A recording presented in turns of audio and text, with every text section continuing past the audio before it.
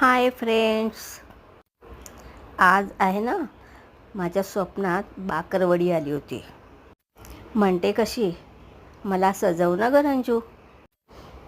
मी म्हटलं ठीक आहे. मग तिला सजवण्यासाठी मी भरपूर खटाटोप केला.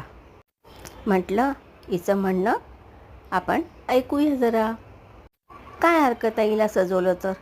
म्हटलं चला ठीक आहे. तिला सजवलं, इतकी सुंदर दिसायला लागली. ती म्हणते कशी, अरे आत्तापर्यंत मला कुणी असं सजवलंच नाही. भरपूर मसाले घालून मला बंद करून टाकतात. चव मात्र खूप सुंदर असते हं. पुणेरी बाकरवडी म्हणून तर खूपच प्रसिद्ध आहे. हल्ली सगळीकडेच मिळते.